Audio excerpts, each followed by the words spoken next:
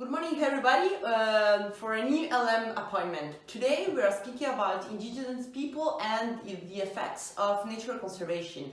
We have the honor to discuss about this topic with Romane Michon, you're from New Caledonia and you have been working for the Council of Europe for Minority Rights, and you are now an independent journalist writing on minorities, indigenous and exiled people within Junction Press. So the first question would be how you define natural conservation and who are the actors implemented in this phenomenon. Hello everyone, thank you for inviting me to talk about this important subject. You need to know that in last September in Marseille, the International Union of Conservation for Nature held this last congress to talk about urgent question on conservation of nature and all the action that needs to be taken. But the fact is that they are not talking much about the consequences on indigenous people. So some organizations as Survival International held some congress, alternative congress, with all activists from India, Africa, South America to testimony about what is happening on the ground there. Firstly, we need to know the origin of this method that we also can call fortress method. Fortress method because it implies that we are excluding all people from the protected areas. So this fortress conservation appears in Africa in the 19th century during the colonization era. It starts with creation of hunting reserve.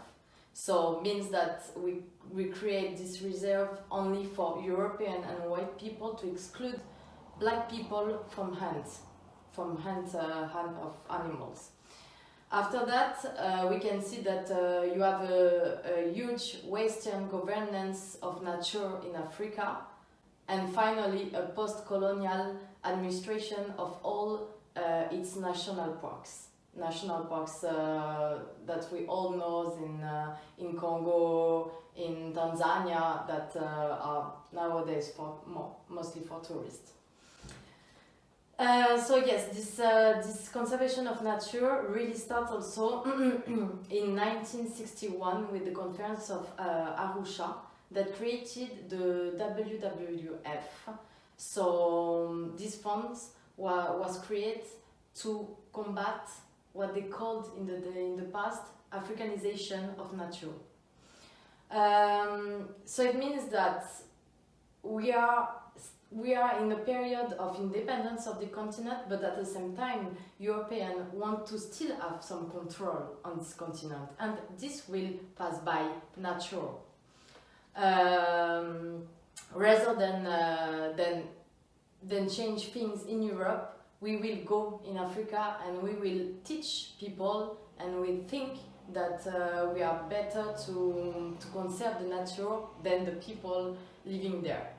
And this is, totally false, because we all know, and all research is on it, shows that indigenous people and local communities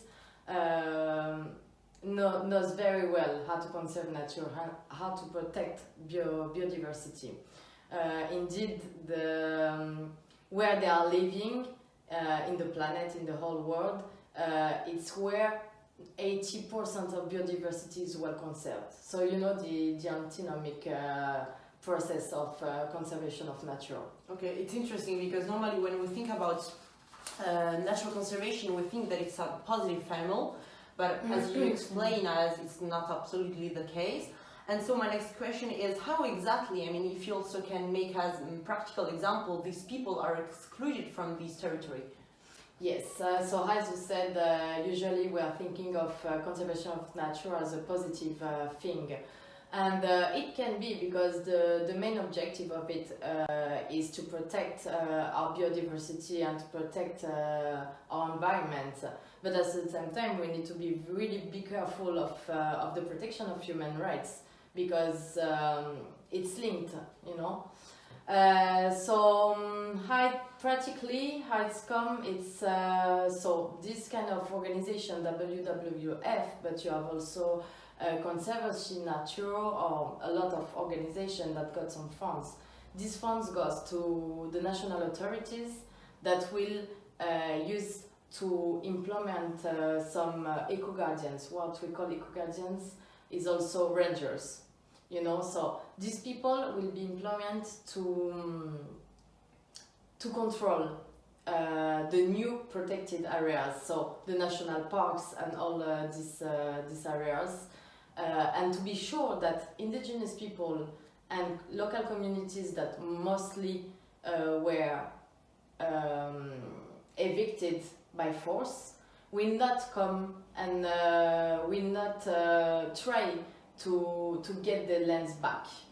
So this is a huge violation for the human rights, and especially for indigenous people, because we all know that there is this framework in United Nations that protect indigenous people, their rights on lands, their rights on territories and resources, and we just simply evicted them from there. And it's also there is also this problem of culture, because most of cases where they lived, they have also secret sites as a cemetery, or you know, where to pray, or these kind of things. And as they don't have any more access to territories, and they have like really strict restriction on it, they cannot culturally advance. Yes, totally. So the problem is this, and we can see also that now we have a militarization of this process. So all the funds that are coming for WWF will be used also to arm these eco-guardians, to arm, and of course you can imagine that there is a lot of violence. So when a leader of indigenous people will try to get back the land, of course they will be shot sometimes, or injured. And you can see a lot of cases of indigenous people that got some fines, or worse, jails. So this is the main problem, and I think even at the institutional level they start to have this awareness, because as an example, in 2017 in Kenya, the European Union gave $3.6 million for conservation of nature there, and this was used to arm eco-guardians, to buy vehicles, and to just for really a hand of indigenous people. One person was injured, and so European Union stopped the funds. So you see, they are aware, but at the same time we do not change a lot of things. They don't have access to rights. We are still violating their rights because of conservation of nature. There is a huge problem, and we need to act on it.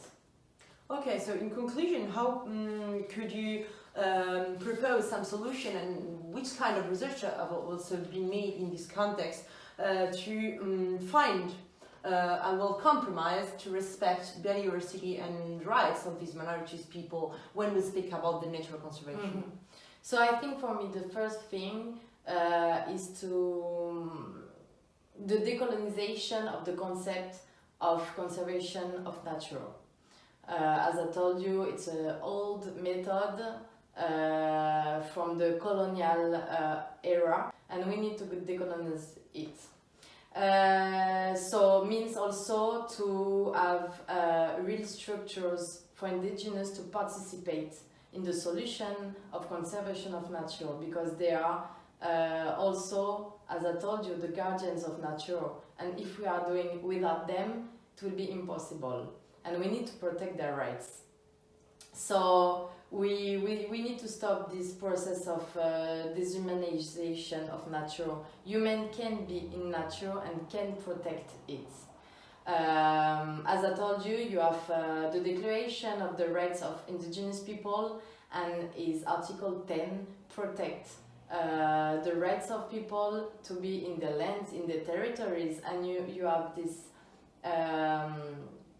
this article said clearly that they cannot be forcibly removed from their lands, and the relocation of them should be with their free, prior and informed consent.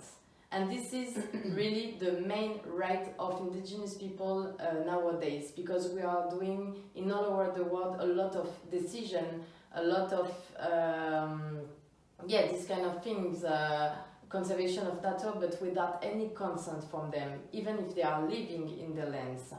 So yes, we need really the participation of indigenous people and create a common governance with them, or it will not work.